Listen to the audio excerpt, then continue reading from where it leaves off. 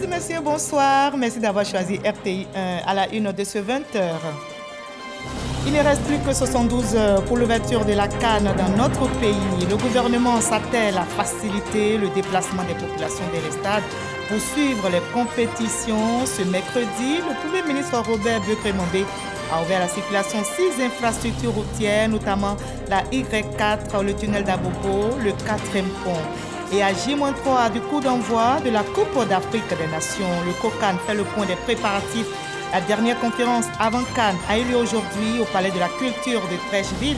Le président du comité d'organisation, François Michel, a rassuré tout est fin prêt, la fête peut démarrer. Et les équipes ont commencé à arriver depuis dimanche. Les délégations sénégalaises tenant du titre et les Camerounais ont atterri à Yamoussoukro, la capitale politique ivoirienne. Les lions de la Teranga et les lions indomptables sont au pays des éléphants pour la compétition qui démarre ce samedi. En République démocratique du Congo, la Cour constitutionnelle confirme la victoire de Félix Tshisekedi à la présidentielle. La Cour étudiait 2 recours demandant l'annulation de l'élection du 20 décembre dernier. Le verdict est tombé, les requérants ont été déboutés. Le président sortant remporte l'élection avec 73,47% des voix. Soyez les bienvenus sur RTI 1. Nous commençons justement par la République démocratique du Congo, où la Cour constitutionnelle a confirmé la victoire de Félix Tshisekedi à la présidentielle. La Cour étudiait 2 recours demandant l'annulation de l'élection du 20 décembre dernier et le verdict est tombé. Les requérants ont été déboutés. Le président sortant Félix Tshisekedi a donc remporté l'élection avec 73,47% des suffrages exprimés. Il obtient même un 10e de point par rapport aux chiffres provisoires annoncés par la commission électorale le 31 décembre dernier. Son principal rival, Moïse Katumbi, recueille lui 18,08% des suffrages. Et à ce propos, le président de la République, Alassane Ouattara, a adressé à son homologue congolais un télégramme officiel. Je vous en donne le contenu. À son Excellence, M. Félix Antoine Tshisekedi, le président et chef frère, votre brillante réélection à la magistrature suprême de votre pays m'offre l'agréable occasion de vous adresser au nom du peuple et du gouvernement ivoirien ainsi qu'en mon nom propre mes très sincères et chaleureuses félicitations. En cette heureuse circonstance, je forme des vœux choisis de santé et de bonheur pour votre Excellence, de même que ceux de succès dans l'accomplissement de la nouvelle mission dont le peuple congolais vient de vous investir.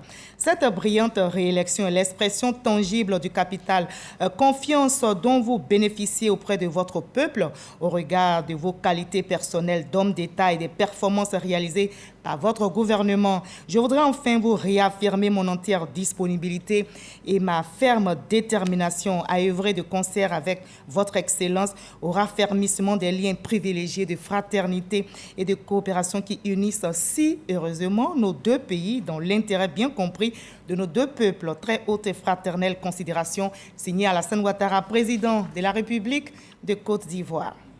Et justement, les présentations de vœux au président de la République se poursuivent et demain jeudi, l'administration du territoire, les partis et groupements de partis politiques ainsi que les forces armées de notre pays seront au palais présidentiel au Plateau. Le communiqué de la Direction générale du protocole d'État est lu pour vous par Alexis Ouedraogo. Nous écoutons. La Direction générale du protocole d'État porte à la connaissance des corps constitués des missions diplomatiques et organisations internationales accréditées en Côte d'Ivoire, des organisations professionnelles et associatives, que la présentation des vœux de Nouvel An 2024 à son Excellence M. Alassane Ouattara, président de la République, aura lieu à la salle des pas perdus du palais présidentiel, selon le chronogramme ci-après. Jeudi 11 janvier 2024, 10h, 10h30, présentation des vœux de l'administration du territoire, des partis et groupements politiques. Mesdames et messieurs les préfets de région, mesdames et messieurs les préfets des conseils régionaux, mesdames et messieurs les membres du bureau de l'Union des villes et communes de Côte d'Ivoire, messieurs les maires du district autonome d'Abidjan, monsieur le maire de la commune de Yamoussoukro, mesdames et messieurs les présidents ou secrétaires généraux des partis et groupements politiques. 10h45, 11h30, présentation des vœux des forces armées de Côte d'Ivoire. Monsieur le général de corps armé, chef d'état-major général des armées. Monsieur le général de corps armé, commandant supérieur de la gendarmerie nationale. Monsieur l'administrateur général, directeur général de la police nationale, Monsieur le directeur général des douanes, Monsieur le directeur général des affaires maritimes et portuaires, Monsieur le directeur général des forêts et de la faune et leurs collaborateurs. Les personnalités ci-dessous citées sont priées de se présenter 30 minutes au plus tard avant l'heure du passage. Et nous sommes à 3 jours de l'ouverture de la CAN dans notre pays, la Côte d'Ivoire, et le gouvernement s'attelle à faciliter le déplacement des populations vers les stades pour suivre les compétitions. Ce mercredi, le Premier ministre Robert Begré-Mambé a ouvert à la circulation 6 infrastructures routières, notamment la Y4, le tunnel d'Abobo, le 4e pont. Et notez que ces inaugurations officielles seront faites bientôt par le président de la République, Alassane Ouattara. Le reportage de Franck Quadio tout à l'heure dans cette édition. Voilà, nous sommes à J-3 du coup d'envoi de la Coupe d'Afrique des Nations et le COCAN fait le point des préparatifs. La dernière conférence avant CAN a eu lieu aujourd'hui mercredi au Palais de la Culture de Treichville. Le président du comité d'organisation, François Albert Amicha, rassure, tout est fin prêt et la fête peut démarrer. Samuel Met, Kinibois Jacob.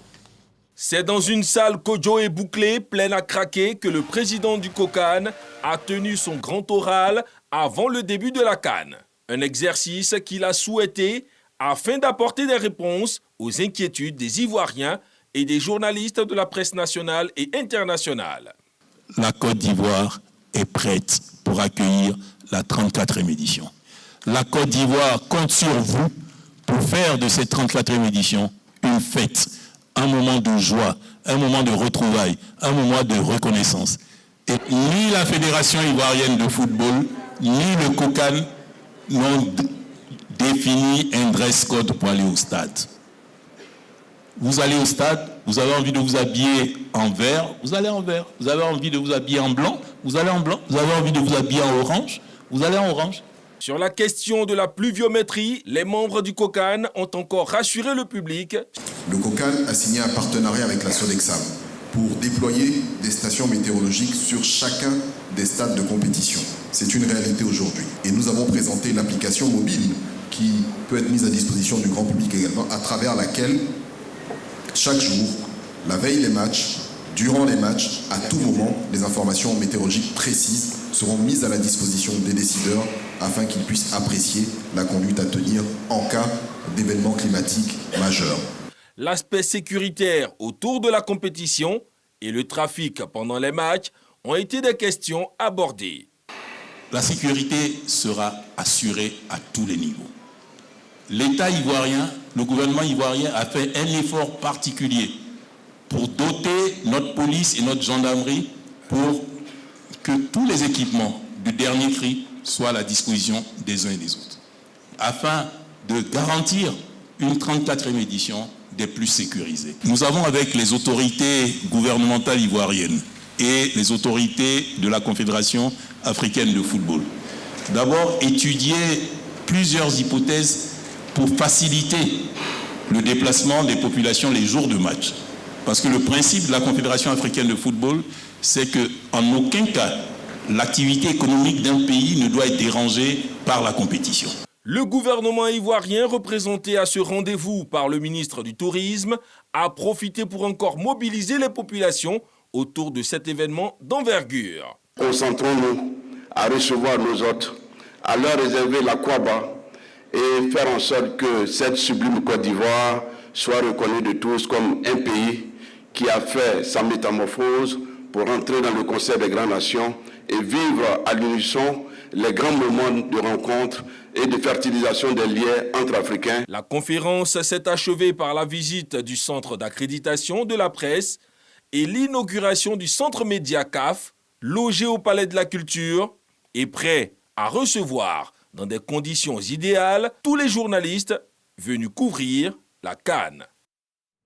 Et les équipes ont commencé à arriver depuis dimanche. Les Sénégalais tenants du titre et les Camerounais ont atterri à Yamoussoukro, la capitale politique ivoirienne. Les Lions de la Teranga et les Lions indomptables sont au pays des éléphants pour la compétition qui va démarrer ce samedi. Et ces deux sélections, je rappelle, sont logées dans la pôle C avec la Guinée et la Gambie. Kader Sogodogo. Aéroport de Yamoussoukro, mardi 9 janvier 2024. Il est 21h30 GMT. L'avion transportant les Lions de la Teranga, champion d'Afrique en titre, a atterri. L'entraîneur Aliou Cissé, le capitaine Sadio Mané et ses coéquipiers foulent le sol de la capitale politique ivoirienne où ils auront à disputer les matchs de poule de la CAN 2023. À l'accueil, les autorités ivoiriennes et également l'ambassadeur du Sénégal en Côte d'Ivoire et de nombreux ressortissants de ce pays. Les Lions, oui, la deuxième étoile, On est les tenants du titre, on a la meilleure équipe et aujourd'hui, on ne se cache pas derrière rien du tout. Et je crois qu'on est venu pour prendre du plaisir, donner du plaisir et garder ce qui nous est très cher, qui est la coupe. C'est de bon augure qu'on soit les premiers arrivés ici.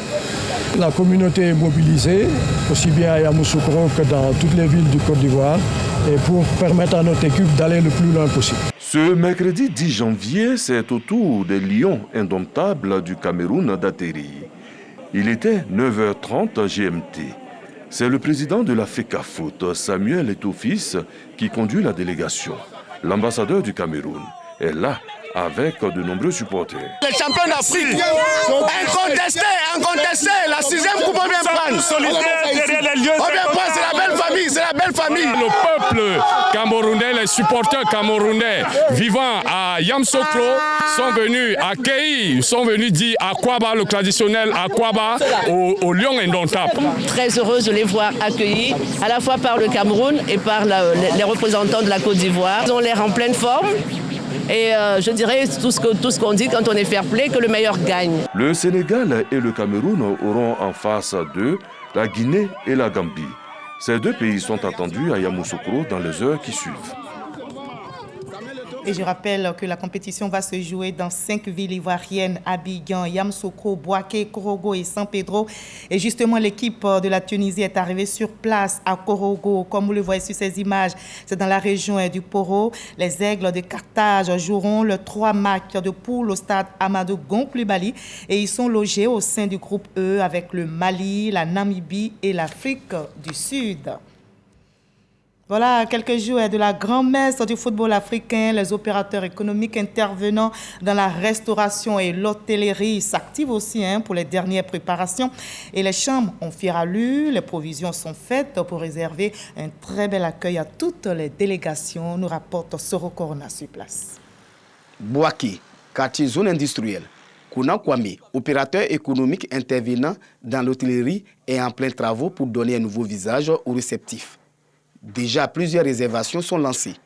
Effectivement, nous sommes en plein travaux pour pouvoir recevoir nos hôtes, afin que l'honneur de la Côte d'Ivoire porte. Les réservations viennent. À 5 km de la ville de Bouaké, cet hôtel de 20 chambres est convoité par les différentes délégations.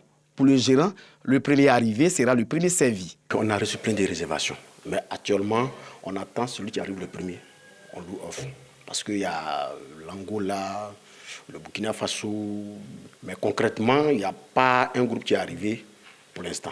Au bord du barrage du quartier Gonfreville, toujours à Bouaké, un restaurant offre des menus diversifiés, des mets ivoiriens, africains et européens pour toutes les bourses attendent les visiteurs. Nous proposons aussi des mets qui sont dans le jargon ivoirien, le garba, comme on le dit, le porc au fou. On voudrait faire découvrir ces choses à nos invités. Je pense qu'il y a certains qui sont ailleurs qui entendent parler du garba ivoirien, du poisson-thon et quoi ça. Ils veulent découvrir et nous voulons les faire découvrir cela ici. À côté du restaurant, des chambres sont fin prêtes pour les supporters camerounais pour le dernier match de poule de leur équipe nationale à Bouaké. Les petites restauratrices sont aussi à l'œuvre.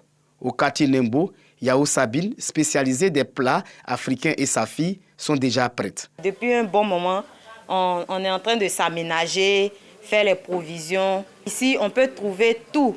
Les acteurs des ressources animales et halieutiques rassurent sur la disponibilité de la viande de bœuf à Bouaké. Nous avons pris nos précautions et la ville de Bouaké sera ravitaillée en viande. Et la viande de qualité sûre. Et voilà, ici même, bon, moi j'ai mon abattoir privé. Il y a l'équipe algérienne qui m'a contacté pour les fournir. Sur les vendeurs des maillots et des gadgets, les équipes participantes, principalement ceux de la Côte d'Ivoire et du Burkina Faso, s'arrachent comme des petits pains. Il y a Nigeria, il y a Burkina, il y a Ghana, en tout cas, il y a tout chez moi. Oui, quelqu'un vient, ça marche beaucoup. Côte d'Ivoire, plus encore, ça marche très bien beaucoup. Le Burkina, ça sort très bien, plus qu'au Mali même. Les choses sont à la portée. C'est vrai que le Coca nous avait un peu stressé, mais je pense que les vendeurs, les choses sont à la portée de tout le monde. Nous, on est en train de marchander ici, comme ça se fait en Côte d'Ivoire, et puis je pense qu'on va s'en sortir. Mon collègue a déjà vu son maillot. Je crois que la fête sera belle à Bouaké, Inch'Allah. En tout cas. Les rues de la ville de Bouaké sont parées également aux couleurs de la CAF et de la Côte d'Ivoire. La Coupe d'Afrique des Nations de football est aussi l'occasion pour les opérateurs économiques d'accroître leur chiffre d'affaires. Le stade de la Paix de Bouaké accueille la poule C, poule composée de l'Algérie, de la Mauritanie, de l'Angola et du Burkina Faso. Voilà, comme on le voit, la ferveur est palpable partout. À quelques jours donc du début de ce tournoi continental, la mobilisation est bas son plein, vous l'avez vu, et des contributions citoyennes sont enregistrées. Des pays amis à la Côte d'Ivoire ne restent pas en marge. Le Liban, justement, vient de réagir en offrant plus de 116 millions de francs CFA d'équipement au ministère de l'Intérieur et de la Sécurité, nous dit Walter Amadou Ouattara. 2000 gilets réfléchissants, rechargeables et non rechargeables, 200 détecteurs de métaux portatifs, 2000 bâtons de trafic de signalisation rechargeables, des bottes, des kits Bluetooth et plusieurs autres attirails. Ces accessoires de moto et équipements appropriés pour la régulation routière constituent une action citoyenne d'un groupe libanais dénommé SOSIAM. Il s'inscrit dans la dynamique du président de la République, Alassane Ouattara, en invitant les populations vivant en Côte d'Ivoire à s'approprier l'organisation de la Coupe d'Afrique des Nations de football. Notre don d'une valeur de 116 millions de francs CFA en équipement représente bien plus qu'un simple geste financier. C'est l'expression de notre engagement pour la sécurité de la Côte d'Ivoire. Ensemble, travaillons pour une Côte d'Ivoire plus sûre et plus prospère. Cette remise est présidée par Majida Kariki, ambassadeur du Liban en Côte d'Ivoire. Pour le ministre de l'Intérieur et de la Sécurité, cet exemple à encourager démontre la parfaite communion entre l'initiative étatique et l'engagement du secteur privé. Car l'État ne peut pas tout faire. Et cet accompagnement se traduit, entre autres, dans ce que vous posez aujourd'hui comme geste.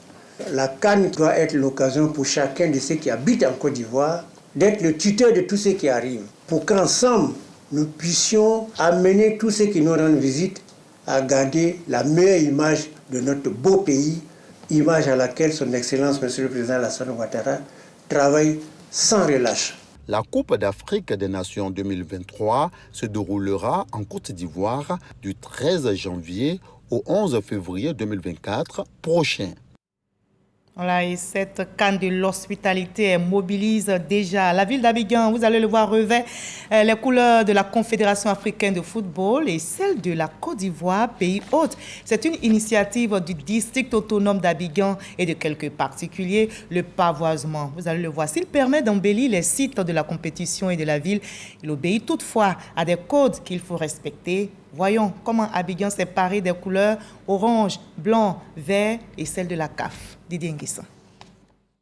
Tronçons, zone industrielle de Yopougon, Ndotré, Stade et BMP.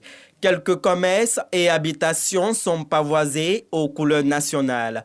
Une initiative spontanée qui montre l'adhésion de la population à la plus prestigieuse des compétitions sportives sur le continent, la Coupe d'Afrique des Nations de football. Cependant, l'ambiance dans la ville ne semble pas convenir à tout le monde à quelques jours de la compétition. Il y a 2 semaines, j'étais à San Pedro pour les congés de décembre. Ça parlait de Cannes partout.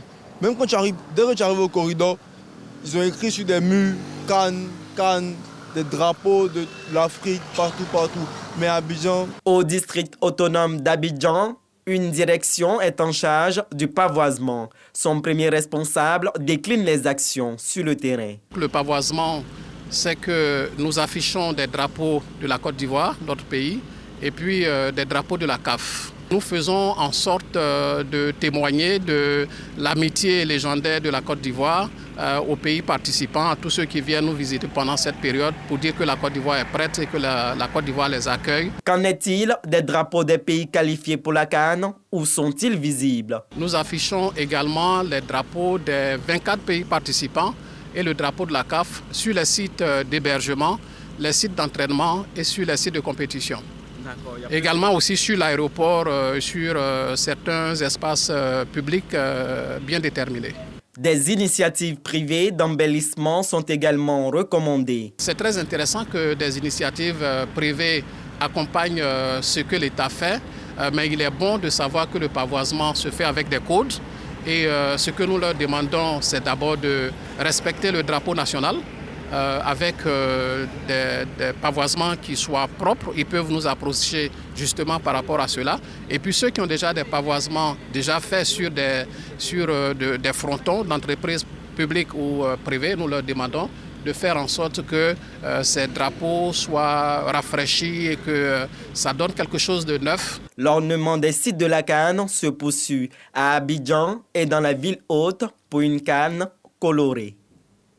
Une CAN colorée, la Côte d'Ivoire attire bien d'étrangers. Vous allez le voir, des athlètes américains sont même annoncés dans notre pays, seront bientôt en Côte d'Ivoire pour suivre la CAN de l'hospitalité. L'annonce a été faite par l'ambassadrice américaine dans notre pays. Elle a fait cette annonce au ministre délégué auprès du ministre des Affaires étrangères chargé de l'intégration africaine et des Ivoiriens de l'extérieur, Otabouna Ouattara. Le reportage est signé Konaté Moussa. Une délégation d'athlètes américains bientôt à Abidjan pour la CAN 2023. Annonce faite par l'ambassadeur des États-Unis en Côte d'Ivoire lors de cette séance de travail avec Otabouna Ouattara, le ministre délégué auprès du ministre des Affaires étrangères chargé de l'intégration africaine et des Ivoiriens de l'extérieur. Selon Jessica Davis-Ba, cette présence de sportifs américains est une contribution de son pays pour le succès de la CAN en terre ivoirienne. Une délégation forte des athlètes au plus haut niveau américain qui vont venir pour accompagner la Côte d'Ivoire, pour accompagner les éléphants, bien sûr, pour la CAN et pour montrer qu'on a la diplomatie par les sports. Et ils seront des ambassadeurs des États-Unis sportifs qui seront là. La diplomate américaine réaffirme également le renforcement de la coopération entre la Côte d'Ivoire et les États-Unis dans divers domaines d'activité. Voilà, notons que la CAN démarre ce samedi 13 janvier au stade des Bimpe. Une vaste opération de libération du domaine public a démarré ce mardi sur la voie express de l'autoroute du nord de Yopougon. L'objectif est d'assainir l'environnement dans le district d'Abidjan. Reportage réalisé par Amidi Rassouba et Mahama Traoré. Yopougon Andokwa, premier pont, précisément au carrefour Mangou. Ces commerçants et tapissiers illégalement installés sur le domaine public plient bagages. Ce lieu, dédié autrefois à la vente de meubles de tout genre, vient d'être démoli. Les occupants d'hier tentent de récupérer ce qui peut encore l'être. Leur responsable explique n'avoir reçu aucun préavis. On n'a pas été avertis de tout. Aucun papier qu'on nous a donné. À nos grandes surprises, on a vu eux-mêmes entrer avec la machine. Non loin de là, ce vendeur de barriques est visité. Il lui est intimé l'ordre de quitter les lieux. Enlève aujourd'hui, hein? Enlève aujourd'hui. Sinon, il y a plein de tout pour la fourrière. Même décor dans ce cimetière de gros camions et garages. Draman, responsable des lieux, reconnaît avoir reçu l'ordre de quitter le site. Les gens sont venus ici plus de 2 fois ou 3 fois. Nous, on ne savait pas que c'est aujourd'hui même. Si c'était prévu aujourd'hui, là, il y a longtemps, on était déjà dégagé. Bah, où c'est là, les camions là, on ne sait pas comment on met tout cela. Tu vois, on ne sait pas où on met tout cela. Donc, nous, on voulait que nous nous donner le temps encore. On va chercher, les producteurs vont venir chercher les camions et puis, tu vois. Les agents du district autonome d'Abidjan ne visent pas que les occupants illégaux du domaine public. Dans leur viseur également, des constructions sur des caniveaux et des petits commerces aux abords des routes, cachant même parfois des habitations. C'est ici que je me débrouille et puis je mange avec mes enfants. Je vais faire comment? Je ne sais pas comment je vais faire pour manger, je ne sais pas comment je vais faire pour payer ma maison. Comment je vais faire que mes enfants vont aller à l'école? Ceux qui ont loué ma place aussi là, ils réclament leur argent. Tout ce que je dois prendre, je n'ai rien pris. Sur les artères de l'autoroute du Nord, aucun aspect n'échappe aux hommes du ministre-gouverneur Cissé Bakongo qui ont reçu de fermes instructions, celle de libérer les occupations du domaine public. Le ministre-gouverneur, M. Cissé Ibrahima Bakongo, a été nommé avec pour mission de régler les problèmes de salubrité, les problèmes de désordre urbain et les problèmes d'assainissement. Et donc c'est ce programme que nous sommes en train de mettre en œuvre pour le bien-être des Ivoiriens. Nommé le 27 décembre dernier par le chef de l'État au poste de ministre-gouverneur du district autonome d'Abidjan en remplacement de Robert Begré-Mambé, Ibrahim Cissé Bakongo entend, avec ses hommes, donner à Abidjan son lustre d'antan et faire d'elle l'une des plus belles villes du monde, une fierté et un exemple pour le continent africain.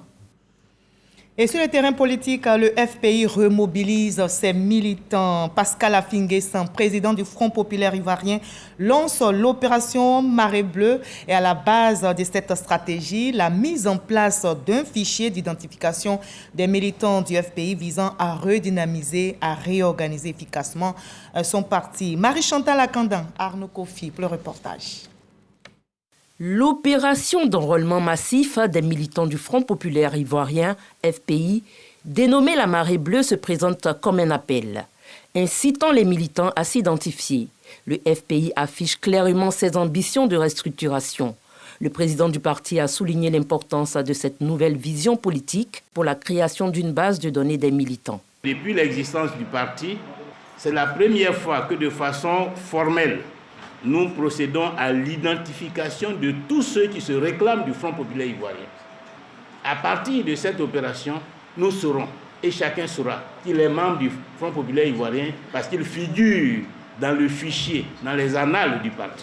Un site internet officiel dédié au parti a été présenté, une avancée majeure dans la connectivité du FPI avec son auditoire. On a assez souvent coutume de dire « nous sommes nombreux dans le parti ». Cela n'est pas suffisant parce que cela ne nous donne pas les indicateurs précis pour mener de façon objective notre action sur le terrain, notamment notre mobilisation, notamment la détection de compétences et de talents au niveau du parti. Notre objectif donc c'est 648 000 militants.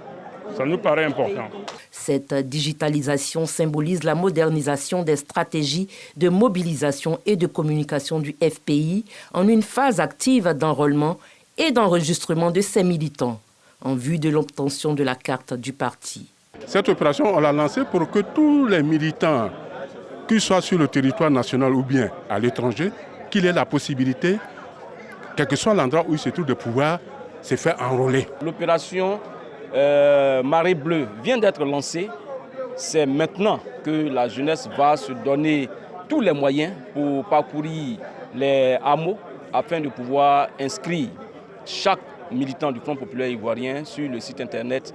La jeunesse est mobilisée, elle reste mobilisée au sein du Front populaire ivoirien, elle reste mobilisée autour du président Pascal Affi-N'Guessan pour les élections de 2025. Le président du FPI, Pascal Affi-N'Guessan, en prenant personnellement part à cette démarche, a donné l'exemple et renforcé le message d'unité et d'engagement. Et les fidèles chrétiens catholiques étaient en fête ce week-end, précisément ce dimanche 7 janvier, jour de l'Épiphanie. Ils ont célébré les 25 ans de sacerdoce de l'évêque de Katiola, Monseigneur Honoré Begré Dakba. Des prières ont été dites à la paroisse Saint-Joseph, artisan de Grand Laou. Juliette Ouya. 3 célébrations à la paroisse Saint-Joseph, artisan de Grand Laou, dans le sud de la Côte d'Ivoire. La communauté catholique commémore l'Épiphanie, manifestation de Jésus-Christ au roi mage, l'ordination épiscopale et les 25 ans de sacerdoce de Monseigneur Honoré Begré Dakba, évêque de Katiola et fils de la région des Grands Ponts. 25 ans de marche. Quelquefois, c'est une marche joyeuse, pénible, difficile. Un bilan de reconnaissance à Dieu. Et puis, un bilan d'action de grâce et de confession. 25 bougies allumées, des chants, danses et prières pour exprimer la gratitude des fidèles catholiques envers Monseigneur Honoré Begré Dagba. L'évêque de Katiola, visiblement ému, reçoit le soutien de ses pairs et supérieurs. Je vous porte la salutation et la bénédiction du Saint-Père, le pape François. 25 ans de sacerdoce, 25 ans de fidélité du Seigneur. Ah, quelle merveille! Les fidèles catholiques sortis nombreux pour participer à cette célébration ont offert divers présents à Monseigneur Honoré Begré Dagba. Nous sommes soudés derrière lui pour l'accompagner par nos prières parce que la vie religieuse est la colonne vertébrale de l'Église. C'est tout le département qui est très heureux de savoir un de ses fils consacré. À la tête du siège épiscopal de Katiola, dans la région centre du pays, Monseigneur Honoré Begré Dagba a été nommé en mai 2023 par le chef de l'Église catholique romaine, le pape François. On va revenir sur l'ouverture des infrastructures routières dans notre pays. Justement, à 3 jours de l'ouverture de la CAN, le gouvernement s'attelle à faciliter le déplacement des populations vers les stades pour suivre les différentes compétitions. Ce mercredi, donc, le Premier ministre Robert Begré-Mambé a ouvert à la circulation 6 infrastructures routières, notamment la Y4, le tunnel d'Abobo, le 4e pont, et les inaugurations officielles seront faites par le président de la République, Alassane Ouattara, comme nous le rapporte Franck Wadio.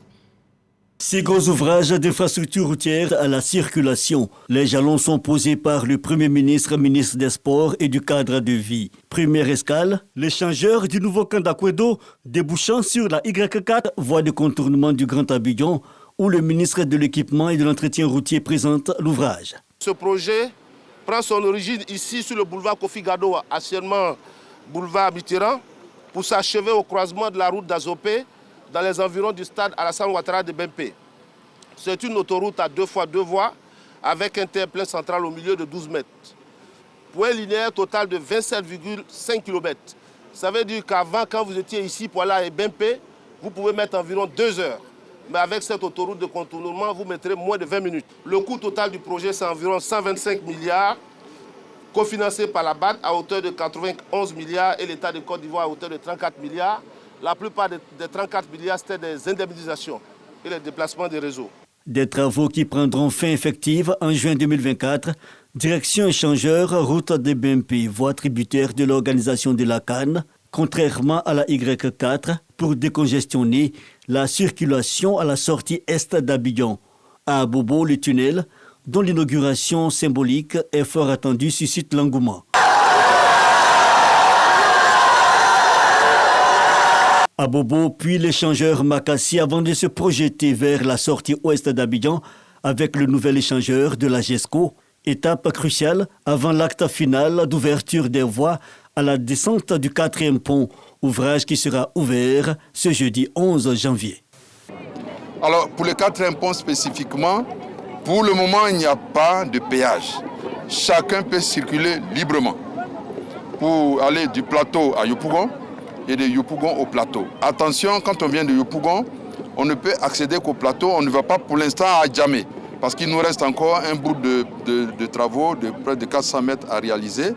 Et nous demandons à nos frères d'utiliser, à nos frères et sœurs d'utiliser ces ouvrages avec beaucoup de précautions. Alors, pour le 4e pont spécifiquement, pour le moment, il n'y a pas de péage. Chacun peut circuler librement pour aller du plateau à Yopougon et de Yopougon au plateau. Attention, quand on vient de Yopougon, on ne peut accéder qu'au plateau, on ne va pas pour l'instant à Djamé. De la prudence recommandée sur l'ensemble des infrastructures. Tous les projets qui ont été visités ce matin depuis ce qu'on appelle la Y4, mais qui aura un nom final au moment de l'inauguration, en passant par la voie qui accède au tunnel d'Abobo, au flyover qui est à Makassi, en venant à l'ouvrage d'accès à la sortie ouest d'Abidjan pour aller à Songon, Dabou, Grand Laou, etc., pour arriver à San Pedro. Et quand on fait aussi l'addition du coût des travaux qui ont été réalisés Pour le 4e pont, nous sommes à un montant de plus de 402 milliards de francs CFA. Voici les investissements que le président a fait pour donner à Abidjan une fluidité de trafic. Les ouvrages que nous avons visités ce matin sont ouverts à la circulation. Mais les inaugurations seront faites à date, au moment où ces dates seront fixées par le chef de l'État lui-même. Mais ce que nous demandons à nos frères et sœurs ivoiriens qui vont utiliser ces ouvrages, c'est d'observer strictement la prudence, parce que ces ouvrages, nous sommes encore en chantier. Il faut que chacun respecte les signalisations et que chacun ait une grande discipline dans la conduite. Il ne s'agit pas de se précipiter. Des infrastructures routières pour mieux accompagner la mobilisation de tous pour la CAN, le Premier ministre, au nom du chef de l'État, met chaque Ivoirien en mission pour la réussite de l'événement. Et c'est un cadeau avant la CAN. Le tunnel du rond-point d'Abobo, justement, est ouvert à la circulation. Et grâce à ce chef-d'œuvre architectural, les populations d'Abobo et les autres cités pourront rallier facilement le stade Alassane Ouattara des Bimpé sur les matchs de la CAN. Carmel Dia, pour le reportage, ces populations sont heureuses. Vous allez le voir. Des cris de joie et des pas de danse. C'est dans cette ambiance festive que les populations ont manifesté après la réception du tunnel d'Abobo. L'ouverture du pont, merci. Pour la CAN, c'est samedi. On voit nos nouvelles ponts que les jeunes vont passer dessus, donc son enfant. On doit travailler. On est heureuse, on est joyeux, on est content. On veut la joie, on est content. Une ambiance de fête à cet endroit, jadis réputé pour ses nombreux embouteillages. Le tunnel là, qui nous empêchait de circuler normalement. Et aujourd'hui, si c'est la ouverture et que les gens vont circuler bien, je crois que c'est une très bonne chose pour Abobo. On va en tout cas remercier le président de la République, on va remercier le Premier ministre, on va remercier aussi notre maire qui est Kanya Kamara. La route précède le développement et il est difficile de circuler. Donc pour cela, c'est l'ouverture du tunnel va donner un ouf de soulagement à nos populations. L'ouvrage a été officiellement livré aux populations. Il va permettre d'améliorer la mobilité dans la commune. Aussi, favoriser aux habitants et surtout aux transporteurs des gains de temps dans la circulation. Les jeunes, voilà, en majorité sont les transporteurs. Ça va apporter plus de soulagement à nos jeunes transporteurs et à nos jeunes de la commune d'Abobo. Nous sommes heureux, d'autant plus que l'impact de cette infrastructure sur les populations, surtout sur les services de transport, en ce qui concerne les transporteurs routiers, est très important. Quand vous avez la fluidité routière, vous avez retour sur votre investissement. C'est un ouvrage d'une longueur de 207 mètres et de 2 fois 3 voies, d'une largeur de 3,5 mètres chacune. Ce tunnel fait partie du grand projet de l'échangeur de la mairie d'Abobo pour un coût estimé à plus de 83 milliards de francs CFA. Et la CAN de l'hospitalité s'annonce de bons auspices. Justement, des populations débordant de joie ont accueilli le Premier ministre et sa délégation sur le 4e pont. Vous allez le voir, ce 4e pont reliant les communes de Yopougon, d'Atekoubé et du Plateau. Lancé en septembre 2018, l'infrastructure a été ouverte partiellement à la circulation aujourd'hui. Une réponse concrète à leurs difficultés de déplacement et elles en sont très fières, nous rapporte Khalil Diomandi. Comme chaque jour ouvrable, les populations de Yopougon sont confrontées en cette matinée du mercredi aux embouteillages sur la voie express Yopougon-Adjamé. Un quotidien difficile qui tire à sa fin avec la venue du 4e pont d'Abidjan. C'est dans une liesse populaire que le viaduc reliant les communes de Yopougon, d'Atekoubé, d'Adjamé et du Plateau est partiellement mis en service.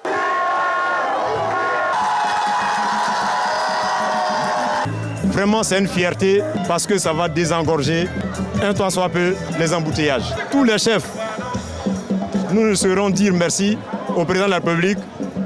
Le grand merci qu'on peut lui donner, que la Côte d'Ivoire remporte cette CAN.